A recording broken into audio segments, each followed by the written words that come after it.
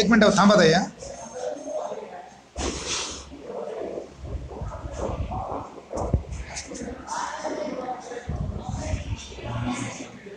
करा सुरुवात. ओके.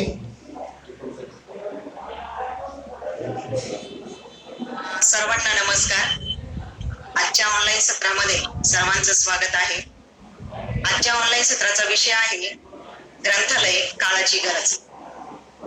आणि आजच्या ऑनलाईन सत्रामध्ये आपण ग्रंथालय म्हणजे काय, ग्रंथालयाची उद्दिष्टे, ग्रंथालयाची आवश्यकता, वाचन केल्यानंतर आपल्याला काय फायदे होतात आणि शेवटी आपण एक व्यक्ती म्हणून याच्यामध्ये काय भूमिका बजावू शकतो याविषयी थोडक्यात चर्चा करणार आहोत. त्यासाठी मी एक मिनिट स्क्रीन शेअर करते.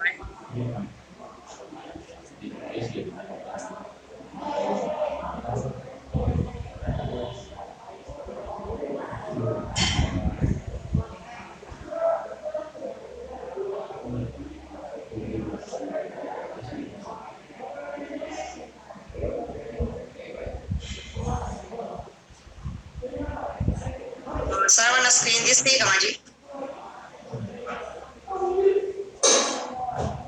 हो मॅडम.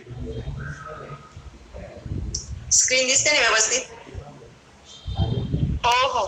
येस दिसते. आजच्या ऑनलाईन सत्रामध्ये सर्वांचं स्वागत आहे. आपल्याला स्क्रीनवर जसं दिसतंय की ग्रंथालय काळाची गरज या विषयावर आपण आज चर्चा करणार आहोत. त्याच्यामध्ये मी सांगितल्याप्रमाणे ग्रंथालय म्हणजे काय, ग्रंथालयाची उद्दिष्टे, ग्रंथालयाची आवश्यकता, ग्रंथालय वाचन केल्यानंतर आपल्याला काय फायदे होतात याविषयी आपण चर्चा करणार आहोत. आणि याच्यामध्ये शेवटी की आपण एक व्यक्ती म्हणून काय भूमिका बजावू शकतो याच्याविषयी थोडक्यात पाहणार आहोत किंवा चर्चा करणार आहोत. सर्वात अगोदर ग्रंथालय म्हणजे काय हे आपण थोडक्यात पाहूया. ग्रंथालय म्हणजे पुस्तके, मासिके, वर्तमानपत्रे आणि इतर वाचन साहित्य यांचा असा संग्रह असतो की ज्यावेळी जो लोकांना पाहिजे असतो, वाचनासाठी पाहिजे असतो किंवा संदर्भासाठी साहित्य म्हणून पाहिजे असतो, तेव्हा तो उपलब्ध करून दिला जातो. अशा प्रकारच्या संग्रहाला ग्रंथालय आपण म्हणू शकतो. आता याच्यानंतर याच्यामध्ये ग्रंथालयाचे प्रकार याविषयी आपण थोडक्यात पाहूया. पहिला प्रकार आहे सार्वजनिक ग्रंथालये, दुसरा राष्ट्रीय ग्रंथालये, विशेष ग्रंथालये, डिजिटल ग्रंथालये आणि सर्वात शेवटी आहे शैक्षणिक ग्रंथालय. शैक्षणिक ग्रंथालयाचे 3 प्रकार पडतात. त्याच्यामध्ये शालेय ग्रंथालये, महाविद्यालयीन ग्रंथालये आणि विद्यापीठ ग्रंथालय. आता या प्रकाराची थोडक्यात मी तुम्हाला माहिती सांगते. सर्वात अगोदरचा सार्वजनिक ग्रंथालय हा प्रकार सर्व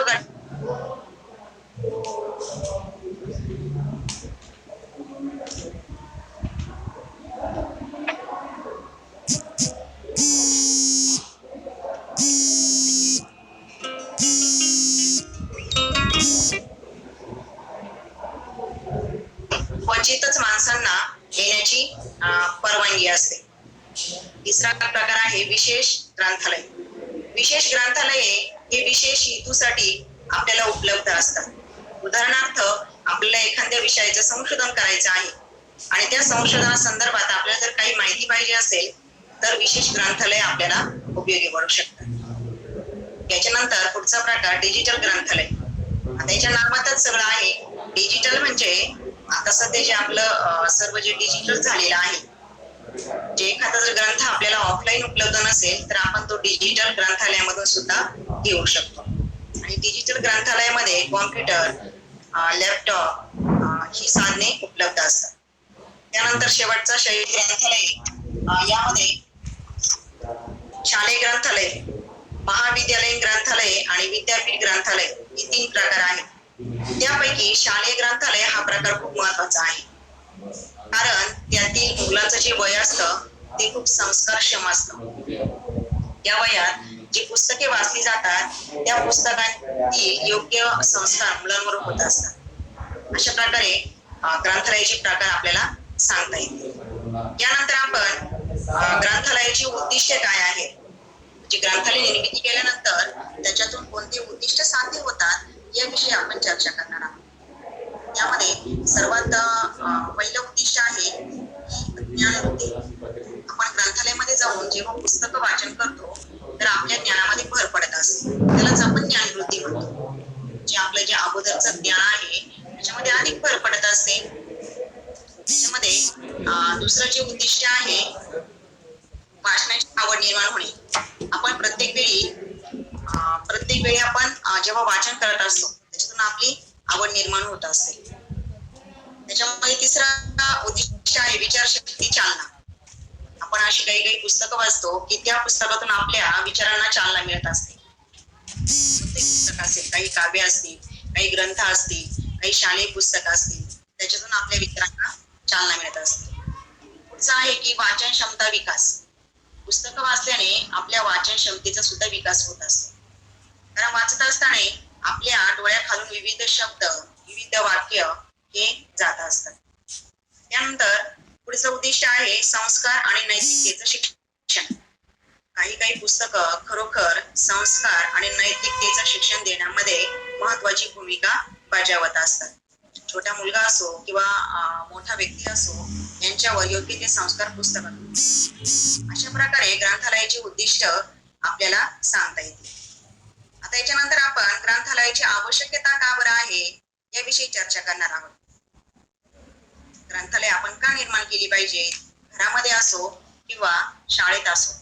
का बरं ग्रंथालय निर्माण करायचे, तर याच्यामध्ये पहिला मुद्दा आपल्याला सांगता येईल की माहितीची उपलब्धता.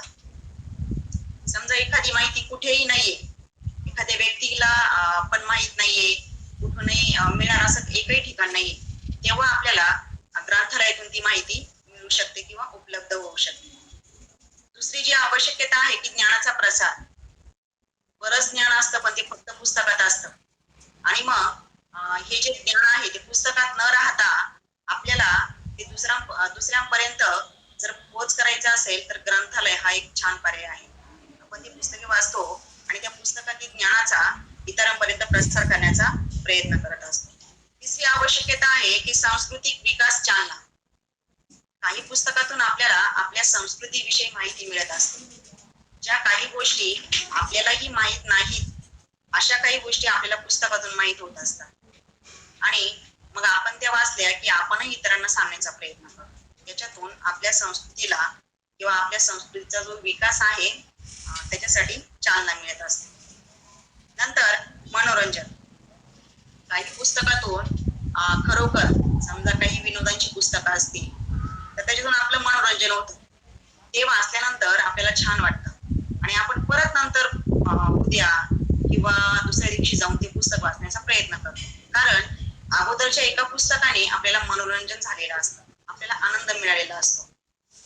आणि शेवटी आहे की नवकल्पना आणि शोध चालना. काही पुस्तकातून आपल्याला नवकल्पना सुचत असतात आणि काही शोधांसाठी सुद्धा माहिती मिळत असते. त्या पुस्तकातून प्रेरणा घेऊन काही व्यक्ती शोध सुद्धा लावू शकतात. अशा प्रकारे ग्रंथालय निर्मितीची आवश्यकता आपल्याला सांगता येते. याच्यानंतर आपण जे वाचन करतो ग्रंथालयामध्ये जाऊन त्याचे काय फायदे आहे, वाचन का बरं केलं पाहिजे हे आपण थोडक्यात पाहूया. त्याच्यामध्ये पहिला फायदा आहे ज्ञानाची वाढ. बरोबर, आपण जेव्हा पुस्तकं वाचतो तेव्हा आपल्या ज्ञानामध्ये सुद्धा वाढ होत असते. उदाहरणार्थ दोन व्यक्ती घ्या आणि त्यांच्यामध्ये आपण थोडीशी तुलना करूया की एक व्यक्ती हा वाचक आहे, म्हणजे तो नेहमी पुस्तक असतो, आणि दुसरा एक व्यक्ती असा आहे का तो पुस्तकं वाचण्यामध्ये थोडा मागे आहे, म्हणजे तो पुस्तके कमी वाचतो. तर या दोघांमध्ये काय फरक असेल की जो पुस्तकं वाचतो नेहमी त्याच्याकडे ज्ञान जास्त असेल आणि तो असा बोलताना थांबणार नाही. त्याच्याकडे जे ज्ञान आहे ते त्याला बोलण्यामध्ये म्हणजे एक चांगला वक्ता होण्यामध्ये सुद्धा मदत करू शकतं. नंतर मानसिक क्षमता वाढ. पुस्तक वाचन केल्याने आपल्या मानसिक क्षमतेमध्ये सुद्धा वाढ होत असते. तिसरा फायदा आहे की भाषा सुधारणा. आपलं समजा आपण जर दररोज पुस्तकं वाचतोय, आपल्या डोळ्याखालून काही शब्द जात आहे तर त्याच्यामुळे आपली भाषा सुद्धा सुधारत असते. हे जे काही शब्द आहेत की ते पुस्तकी भाषेप्रमाणे नाही तर आपण त्याच्यामध्ये बदल सुद्धा करू शकतो. त्याच्यानंतर पुढचा फायदा आहे की तणाव कमी. पुस्तकं वाचल्यामुळे तणाव सुद्धा कमी होऊ शकतो. आता हे जे सर्व फायदे आहे ते कोणाला जाणवतील, जे पुस्तक पुस्तक वाचन करतात त्यांना हे सर्व आता फायदे आपण चर्चा करत आहोत ते सगळे ज्ञात आहेत आणि त्याच्यामुळेच त्या व्यक्ती पुस्तक वाचत असतात. आपल्याला प्रश्न पडतो, अरे हे का बरं पुस्तक वाचतायत एवढे, त्यांना कुठून वेळ मिळतो एवढा पुस्तक वाचण्यासाठी. पण त्या पुस्तकाचं वाचन केल्यानंतर त्यांना काहीतरी मिळत असतं, ते त्यांना स्वतःलाच माहित असतं, म्हणून ते पुस्तक वाचन करत असतात. त्याच्यानंतर विचारशक्तीला चालना मिळते, सृजनात्मकता वाढते, नवनवीन विचार करण्याची शक्ती वाढत असते.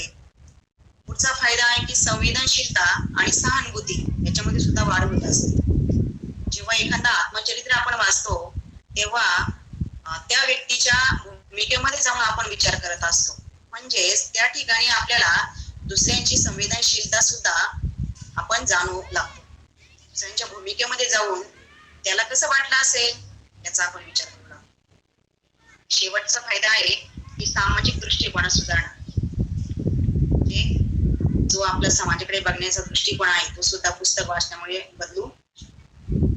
याच्यामध्ये शेवटी एक आहे की पारंपरिक ग्रंथालयीन सेवा ज्या आपल्या पाठीमागच्या काळामध्ये ग्रंथालय देत होते, त्याच्यामध्ये तुम्हाला स्क्रीनवर दिसत असेल की पहिला आहे वाचन कक्ष. सर्व सोयींनी युक्त असा हा वाचन कक्ष असतो, त्याच्यामध्ये जाऊन आपण वाचन करू शकतो.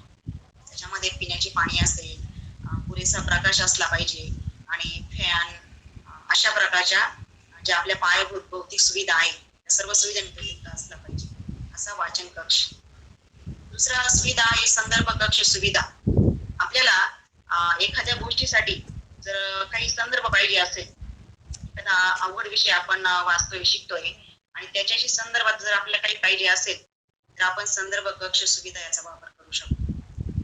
याच्यामध्ये ग्रंथालयामध्ये संदर्भ कक्ष हा एक वेगळा विभाग सुद्धा असतो आणि जर नसेल तर हे संदर्भ ग्रंथ त्याच ग्रंथालयामध्ये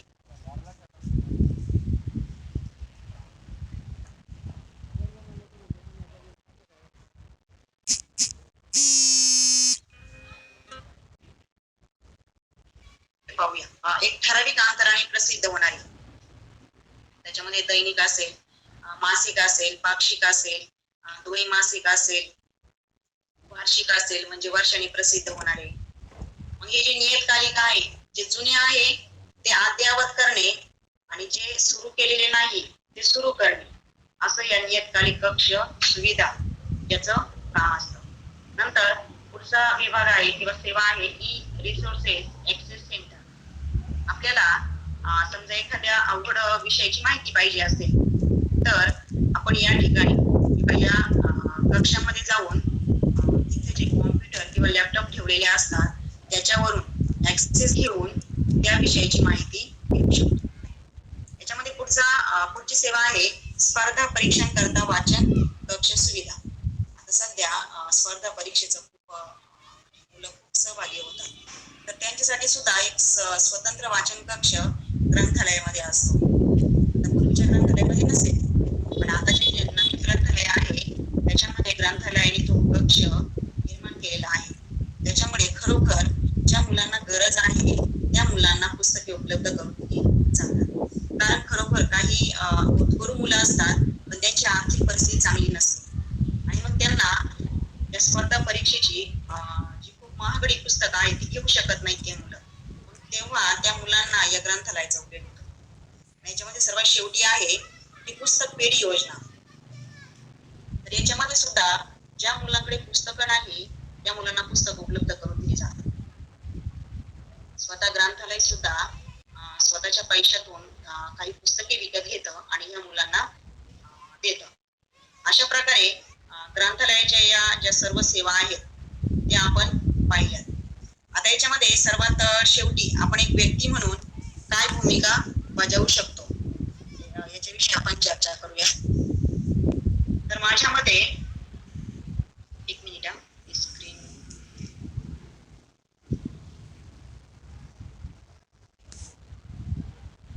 तर माझ्या मते आपण एक व्यक्ती म्हणून ग्रंथालय निर्मितीमध्ये काय काय करू शकतो ते थोडक्यात मी तुमच्या समोर सादर करते. याच्यामध्ये पहिला की आपण जे वाढदिवस आहे वाढदिवसाला भेट म्हणून पुस्तकं देऊ शकतो. आता आपल्या घरामध्ये किंवा नातेवाईकांचे वाढदिवस असतात, आपण त्या वाढदिवसांना अशी काही अनावश्यक वस्तू बक्षीस गिफ्ट म्हणून देत असतो, भेट वस्तू म्हणून देत असतो. पण अशा वेळी एक छोटं पुस्तक आपण भेट देऊ शकतो. नंतर दुसरा जो उपाय आहे किंवा भूमिका आहे ती आहे स्वतःच्या घरामध्ये ग्रंथालय निर्माण करू शकतो आपण. घरामध्ये अशा अनेक अनावश्यक वस्तू असतात किंवा आपल्याला घ्यायच्या असतात की त्या आहेत आपल्याकडे, घेण्याची गरज नाहीये, तरी पण आपण त्या घेत असतो. त्या जर आपण घेतल्या नाही आणि त्याच पैशामध्ये जर आपण पुस्तक घेतलं तर आपल्या स्वतःच्या घरामध्ये सुद्धा एक ग्रंथालय निर्माण होऊ शकते. त्या ग्रंथालयाचा आपल्याला स्वतःला तर फायदा होईलच, पण आपल्या घरामध्ये जे आपले स्वतःची मुलं आहेत त्यांना सुद्धा त्याचा फायदा होईल. त्याच्यामध्ये तिसरी भूमिका आहे की वाचन व्यक्तींची मैत्री. तर आपल्या नातेवाईकांमध्ये असेल किंवा आपण ज्या ठिकाणी काम करतो तिथे सुद्धा असे खूप व्यक्ती असतात की त्यांना वाचनाची आवड असते. आपण त्या व्यक्तींची मैत्री करू शकतो.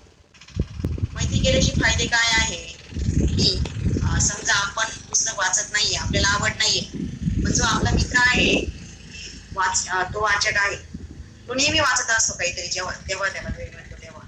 आणि मग जेव्हा आपली भेट होते किंवा आपला जेव्हा फोनवर संपर्क होतो तो त्या पुस्तकाविषयी सांगतो की मी आज हे पुस्तक वाचलं, मला छान वाटलं, त्याच्यामध्ये असा एक प्रसंग होता. म्हणजे आपण पुस्तकं न वाचताही आपल्याला त्या पुस्तकातील माहिती मिळते त्या व्यक्तीच्या मार्फत. म्हणून पण असे वाचक मित्र सुद्धा केले पाहिजे. त्याच्यानंतर पुढची भूमिका आहे की युट्यूब. आता युट्यूबवर पण खूप वाचक व्यक्तींचे किंवा लेखक व्यक्तींचे काही व्हिडिओ असतात. हे जरी आपण वाचले तरी आपण वाचनाशी म्हणजे वाचन केलं असं आपल्याला वाटतं किंवा त्याचे फायदे आपल्याला मिळतात. याच्यामध्ये आहे शेवटचं की मोकळ्या वेळेमध्ये ग्रंथालय भेट. समजा आपल्या घराच्या शेजारी किंवा आपल्या शाळेच्या शेजारी सुद्धा एखादं ग्रंथालय असू शकतं. तर आपल्याला जेव्हा मोकळा वेळ आहे तेव्हा आपण त्या ग्रंथालयाला भेट देऊ शकतो, त्या ग्रंथालयाची माहिती घेऊ शकतो. ग्रंथालयामध्ये कोणकोणते विभाग असतात ते आपल्या शाळेतील मुलांना सुद्धा आपण दाखवू शकतो, आपल्या स्वतःच्या मुलांना सुद्धा दाखवू शकतो. आणि एक मोकळ्या वेळेचा चांगला फायदा सुद्धा आपल्याला त्या पद्धतीने जर घेतला म्हटलं तर तो. अशा प्रकारे एक व्यक्ती म्हणून ग्रंथालय निर्मितीमध्ये आपली काय भूमिका असू शकते हे मी तुमच्या समोर सादर केलेलं आहे. आता तुमच्या मते, आता जी मीटिंगला उपस्थित आहे मते की ग्रंथालय काळाची गरज याच्यामध्ये एक व्यक्ती म्हणून तुम्हाला काय वाटतं बरं, की तुम्ही कोणत्या भूमिका बजावू शकता किंवा तुम्हाला दुसऱ्यांना सांगायला आवडेल की आपण ह्या पद्धतीने ग्रंथालय तयार करू शकतो.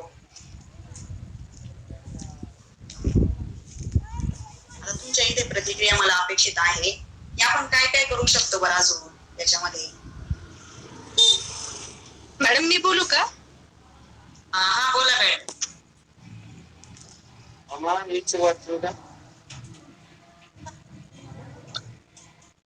नमस्ते, मी उज्ज्वला घुले. मॅडम त्या दिवशी आपलं भागवत सरांनी सुद्धा वाचन ह्या विषयावर खूप छान लेक्चर दिलं, तर ते ऐकून आपण सगळेच जण प्रभावित झालो. खर तर लहानपणी मी खूप वाचन करायचे, ग्रंथालयात जाऊन खूप वेळ बसायचे 6वी 7वीला असताना. आणि त्यानंतर वाचनाचं प्रमाण कमी कमी होत गेलं आणि आज अशी वेळ आली की आपण फक्त मोबाईल मध्ये व्हॉट्सअपचे मेसेजेस वाचतो आणि शाळेचं जे काही ऑनलाईन काम वगैरे असेल तेवढंच आपलं वाचन होतंय. तर सरांच्या लेक्चर पासून आता तुमचं लेक्चर ऐकण्यापर्यंत मला सारखं असं वाटतंय की आपण आता आपल्यामध्ये बदल केला पाहिजे. तर मी असं ठरवलंय की आता आपण वाचनाला सुरुवात करायची आणि मी त्याची तयारी पण केलेली आहे. आमच्या घरामध्ये एक रॅकवर मी सगळ्या पुस्तकांची मांडणी केलेली आहे आणि मी स्वतः पुस्तक वाचायला आता रोज 15 मिनिटं बसते. आणि माझं बघून आता माझ्या मुली सुद्धा त्यांच्यामध्ये पण वाचनाची गोडी निर्माण व्हावी अशी माझी खूप इच्छा आहे. आणि मुलं कधी त्याचं अनुकरण करतात हे आपल्या सगळ्यांना माहित आहे. आणि माझं बघून माझ्या मुली सुद्धा आता वाचन करतील अशी अपेक्षा मी त्यांच्याकडून धरते. तर माझी मुलगी आता 5वीला होती, तिला स्कॉलरशिपचे जे 10,000 रुपये मिळाले तर त्यातले 5,000ची ती पुस्तकं घेणार आहे तिच्यासाठी, सगळ्या फॅमिलीसाठी. तर ते पण मला छान वाटलं म्हणजे तिचं ऐकून. आणि आम्ही आता सगळी फॅमिली किमान 15 मिनिटं तरी वाचन करणार आहोत रोज. धन्यवाद मॅडम. अतिशय छान. अभिनंदन. मॅडमने अतिशय छान म्हणजे खूप चांगल्या शब्दामध्ये त्यांची प्रतिक्रिया व्यक्त केलेली आहे आणि उपस्थित इतरांना सुद्धा त्यांनी प्रेरणा दिलेली आहे. आणि इतका छान उपक्रम असू शकतो की एखादं समजा बक्षीस मिळते आणि त्याच्या रकमेमध्ये पुस्तकं घेणे आणि आपल्या घरामध्ये ग्रंथालय निर्माण करणे. मॅडम तुमचं खूप अभिनंदन आणि तुमच्या मुलीचं सुद्धा अभिनंदन. खूप छान. अजून कोणाला प्रतिक्रिया द्यायची आहेत का याच्याबाबत, वाचनाबाबत आपण अजून काय करू शकतो बरं, जसं मॅडमनी सांगितलं. मी पण देणार आहे प्रतिक्रिया मॅडम.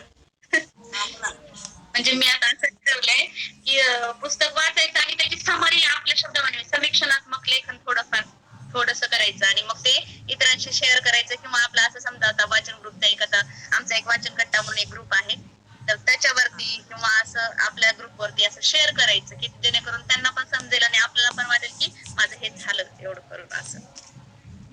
छान छान मॅडम, तुमचा सुद्धा उपक्रम छान आहे. आणि बघा या जगामध्ये खूप साऱ्या गोष्टी, पण वाचन एक असं आहे की जसं काय आपलं सुविचार आहे बघा, वाचाल तर वाचा. जर आपण वाचलं तरच आपण वाचणार आहोत. जसं आता फुले मॅडमनी सांगितलं की शिंदे सरांचा पण उपक्रम छान आहे. त्यांनी आपल्याला सांगितलं अनावश्यक खर्च करण्यापेक्षा आपण पुस्तकं जर खरेदी केली तर ते आपलं म्हणजे चांगला एक उपक्रम आहे. थोडक्यात समजा एक साडी घेतली आपण, एक साडी 2000ची समजा, तर 2000 मध्ये पुस्तकं 2-3 येऊ शकतात. पुस्तक एवढी महाग नसतात. मग एक साडी महत्वाची का त्या 3-4 पुस्तकामधला मजकूर महत्वाचा जीवनाच्या दृष्टीने.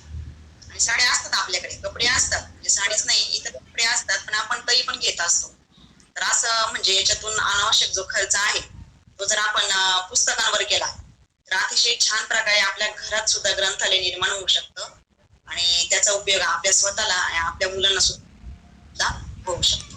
अतिशय छान शुभांगी लोकरे मॅडम, तुम्ही सुद्धा छान प्रतिक्रिया दिली आणि उपस्थित सर्वांना एक वाचनाची प्रेरणा दिली. आता याच्यामध्ये मला अजून एक आठवतंय की समजा ऑडिओ बुक असतात काही तर आपल्याला वाचायला वेळ मिळाला नाही तर ऑडिओ बुक सुद्धा चालू करून आपलं काम करता करता आपण वाचू शकतो. बरोबर आहे का? एक ऑप्शन.